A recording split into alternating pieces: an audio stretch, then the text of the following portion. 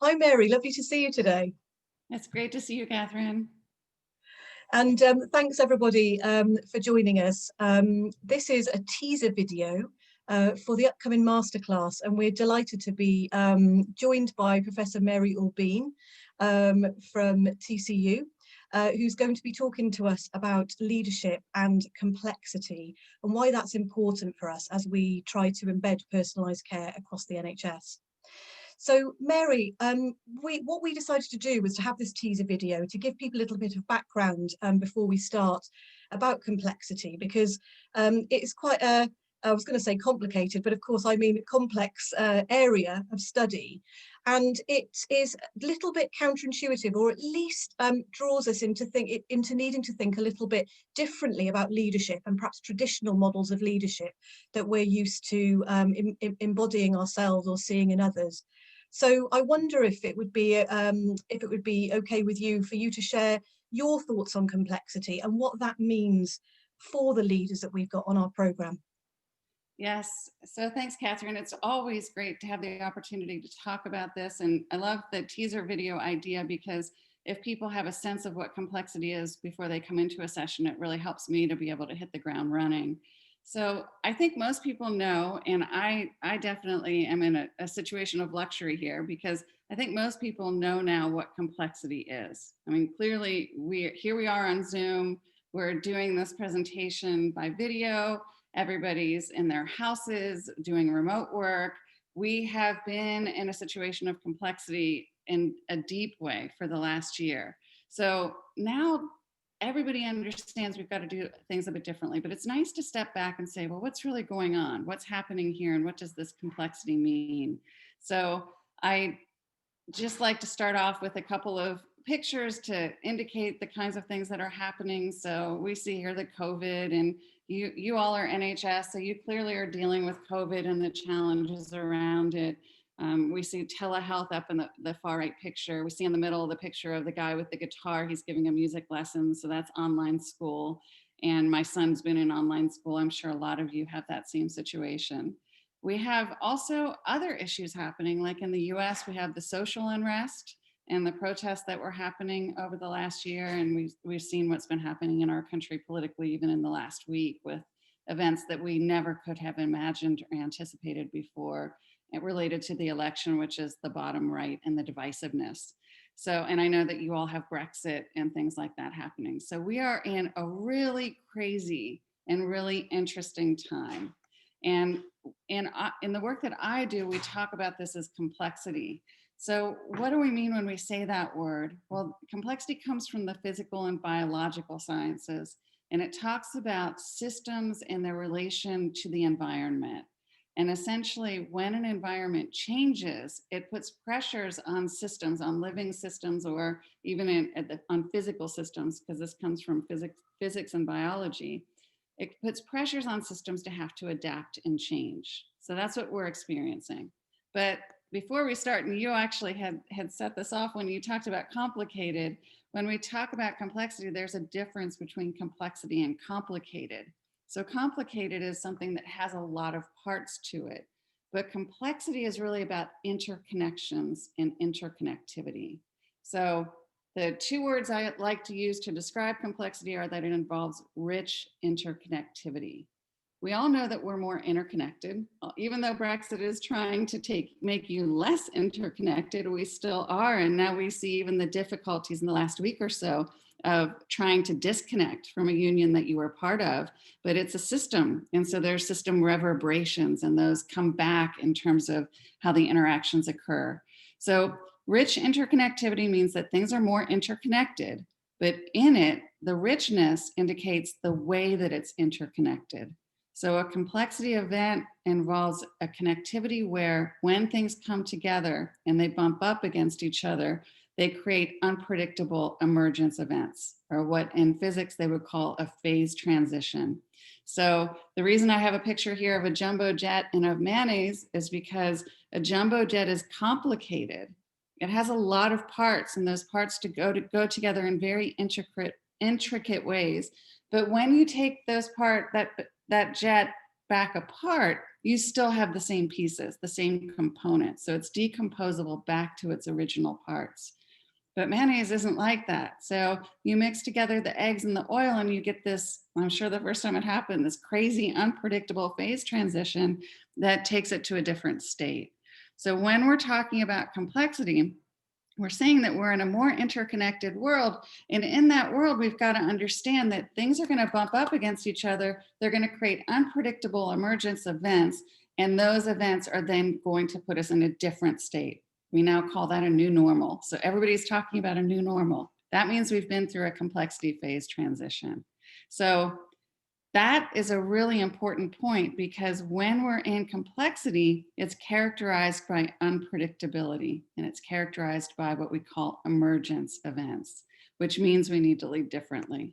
Okay, so what we know from complexity is that it takes complexity to beat complexity. So my colleague Bill McKelvey with his colleague Max Boiseau developed this chart in their AMR paper in 2010 that showed that there are different zones. So there's a chaos zone, a complexity zone, and an order zone.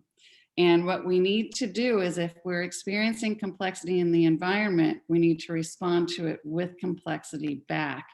But the problem is that what many leaders do is they respond with order. So this is the challenge we have. How do we not automatically go to order when we're experiencing complexity? And I think for many of you in NHS, this will resonate with you. So I want to show you what it looks like. It looks like this. Start on the left-hand side of the picture. When there's complexity in the environment, it puts pressures on the system. We're all feeling that, the stress, the burnout, everything else that we're experiencing. Well, in that, quite often there's a desire for control. So in organizations, when there's a desire for control, what it does is it tightens up the administrative system. So they turn to operational leadership. And that then leads to more bureaucratization. So what we don't want to do in the face of complexity is respond with order or with bureaucracy. When we do that, we're stifling the adaptability, which is what we need to be able to respond to the changing world around us. All right, so we call this the order response, and the order response looks like this, and you will all recognize this, the organizational chart. It's a hierarchical, command and control, siloed kind of response, and that is not what we need. We need instead an adaptive response. I'm going to show you a little bit more about what that order response is and how it plays out. So here we have the two main systems in an organization. All organizations start out entrepreneurial.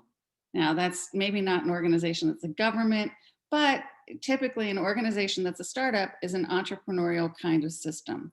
But as it begins to grow, what it does is it brings on an operational system. So that helps it to generate results and productivity and has all the control pieces to it. And those two things go into tension. So there's natural tension between the entrepreneurial, which is the push for novelty, innovation, learning, new ideas, versus the operational, which is all the formal systems and procedures and structures. All right, and complexity, these systems experience pressure. So the pressures come from the external environment onto the system. Think of COVID, now we're in a pandemic, we have the pressures that are all around us, and they're causing that system to have to react differently. That creates tension, and that tension manifests between the entrepreneurial and the operational. So when there's a complexity event, people start activating and ideating, and they think we need to do something different, and oh my gosh, let's respond to this, and what can we do? And then they push up against that operational or the formal system, and that injects tension. So it naturally creates it. The problem is that what many operational or organizational systems do is they get rid of that tension.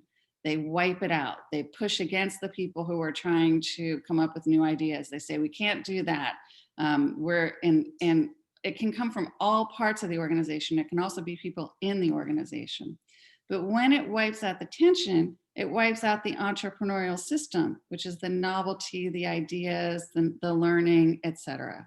So I'm guessing many of you can identify with that, this idea of the ideas and the push for change being wiped out.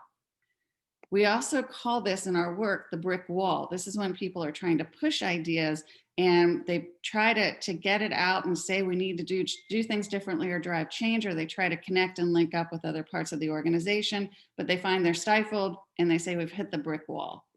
So it looks like this. This is the problem of bureaucracy in organizations. It's seemingly impossible when you're fighting it, to feel like you can win. You can try to cut the fat off, but it'll just grow back again.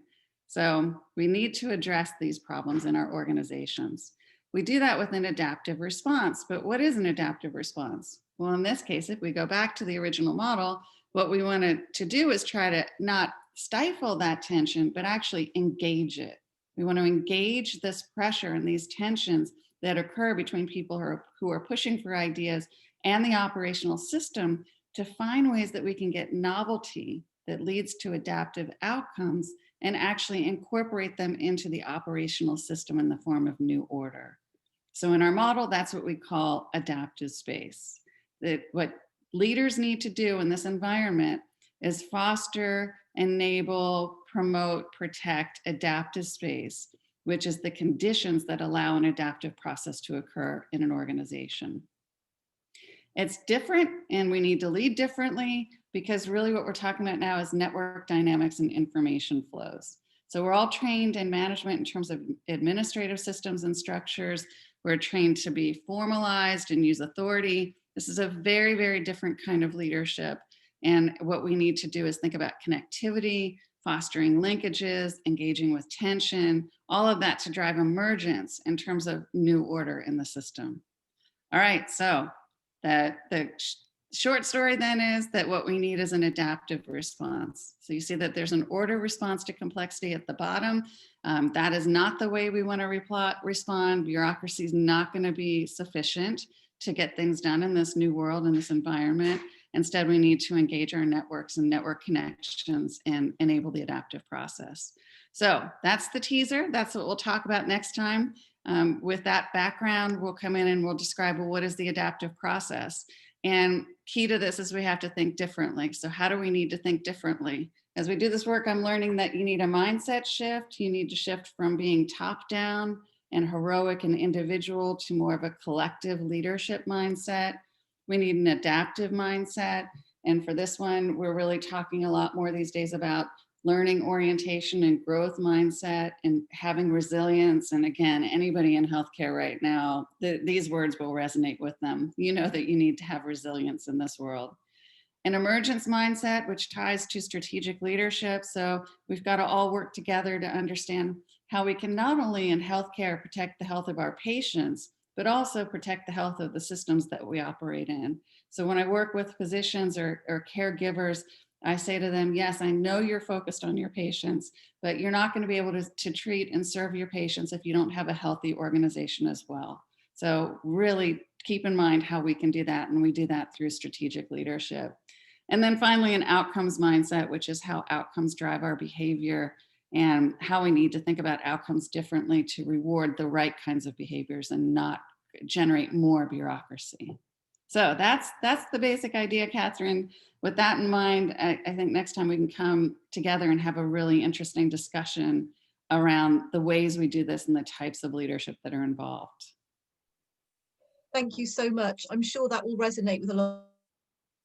Talking about embedding personalised care across the NHS. Even before COVID, we were talking about complex system change. So this is incredibly relevant. I think that there will be a lot of people on the call next week who are very mindful of the need to lead in a certain way during crisis. And I think that we might get some questions about how these two sort of styles or how people can be flexible and come together. And sometimes if something just needs doing, it just needs doing. But for me, what I've heard here is really about that kind of ability to have a learning and a resilience and a growth mindset, because actually a healthy organization and an efficient organization and system, in fact, is one in which learning and knowledge flows and we can get the very best out of people to get the very best of the people that we serve too. Exactly. That's brilliant. Yes. Looking forward to it. Thank you so much for your time. Okay. Thanks, Catherine. See you. Bye-bye. Bye.